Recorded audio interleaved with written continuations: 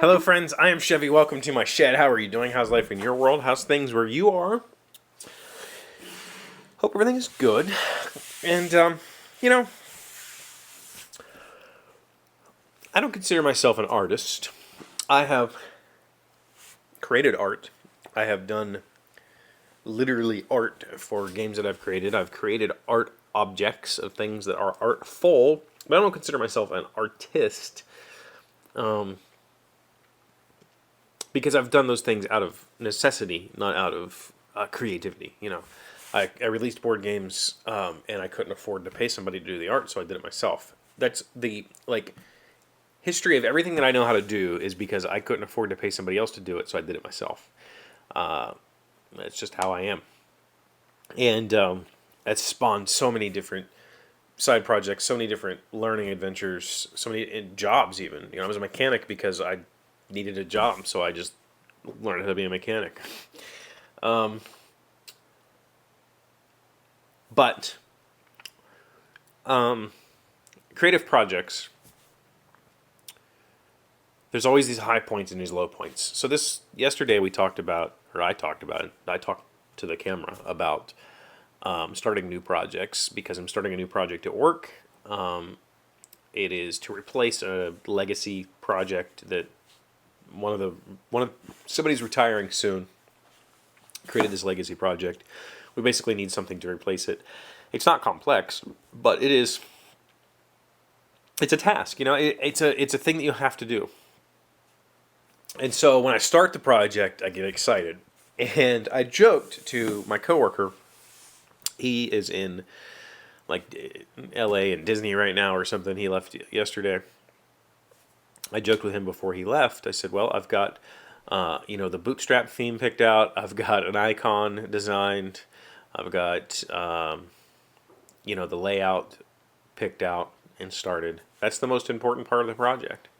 And the fact of the matter is, it has nothing to do with the project other than, to me, creating that visual look, creating the style, picking the colors, the page layout, the designing the logo and the iconography. That is the most important part for me.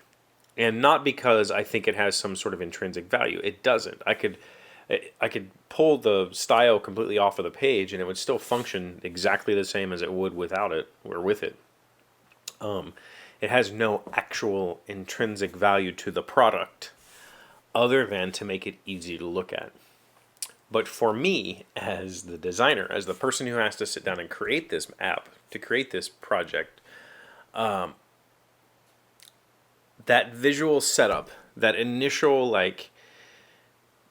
getting the application, the basic pages, log in, log out, password problem stuff, password resets, registration pages, the main dashboard, picking the color scheme, designing the logos, all of that stuff is super important to me because without it, I would maintain no interest in the project. So for me, getting the foundation built is the boring part. That's the part I have to do now, is get the data, create a facsimile of that data so that I can manipulate it and play with it and figure out what parts I can change for my needs, for the future needs of this project, and then building out the data, building out the tools that interact with that data, building out the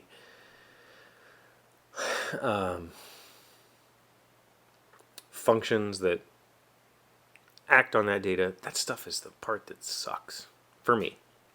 And coincidentally, my teammate who is in Disney right now enjoying his Star Wars adventure, he is the guy who that's what he loves to do. He loves to do the back end stuff, and I don't. But the project has to proceed. So when he gets back, I'm sure that he will have lots of changes to make to the stuff that I've implemented already, and that's okay because I've already built my framework, and my framework is I start with the roof and then work my way down. And that is, I start with what the curb appeal is more important to me than the actual project, because if I don't have that, if I'm not excited about the way the project looks, if I'm not excited about any component of this project, then it would just kind of be the most miserable drudge ever. But today I had to do the data, I had to set up schemas and structure and just the most boring parts of programming, and it was okay. It was fine, because I was excited when I load the page and see the data and go, oh, it looks good and everything looks great. And I think there's, multiple different ways to approach creativity. And for some people, creativity is cleverness, is doing something the clever way is the creative thing that really gets them going. Or for some people, it might just be perfectionist, doing something the way it's really, we're going to have this set up perfectly so that we'll never have to touch it again, and it'll just be flawless for the lifespan of this product. For me, it's getting that button in the right place on the page, making the correct color, getting the visual style set, getting the user experience or the UI, user interface, functioning well and looking good. That's the stuff that really gets me going. And I recognize that now. And so I've started to really kind of refine my thought process about how I would move forward in a job search if I need to go there. Is UI where I'm at? I think it is. I think it's my thing. Am I good at it? No. Will I be? Yeah, I'll get there. It's just a matter of doing it and studying,